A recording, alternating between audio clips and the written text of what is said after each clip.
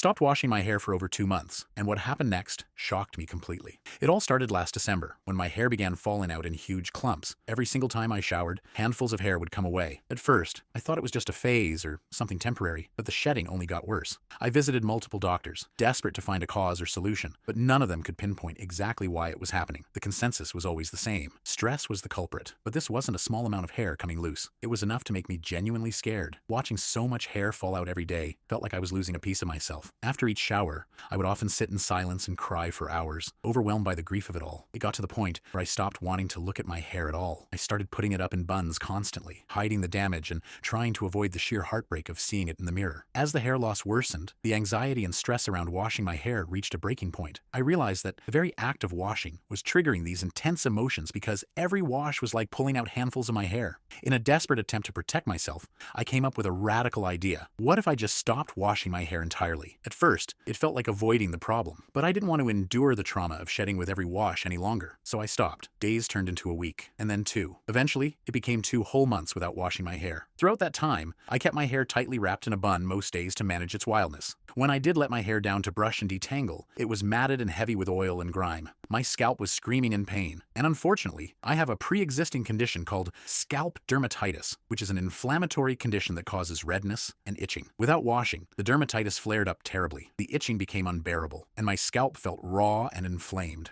I finally had no choice but to see a specialist who prescribed steroid ointments to bring the inflammation under control. It took months of treatment and gentle care to bring my scalp back to any semblance of normal. Looking back, I understand this was tied deeply to a period of depression. The hair loss wasn't just a physical issue, it was intertwined with my mental health struggles. Avoiding washing gave me temporary relief from the emotional hurt of shedding, but it also created new problems on the physical side that I had to fight hard to overcome. The emotional and physical toll was exhausting. About 30 days after the hair fall started, something shifted. The shedding slowed dramatically until it almost completely stopped about 3 months later. That little ray of hope was what gave me the strength to carefully, slowly start washing my hair again. Recovering a sense of control over my hair and scalp took considerable time and patience. The healing process was gradual and required consistent, gentle treatments with medicated creams. Even now, the guilt and shame of that period still linger, how I let myself sink into such a vulnerable and dark place. But it also gave me a powerful insight into just how deeply mental health and physical health are connected. Sometimes, what we endure on the outside mirrors what's happening deep within. My hair journey has been one of pain, loss, resilience, and understanding. Now, the question remains, am I ready to face my fears about my hair again? And what will the future hold for me? Because just when I thought I was healing, a new symptom appeared, something I never expected, but that's a story for another time.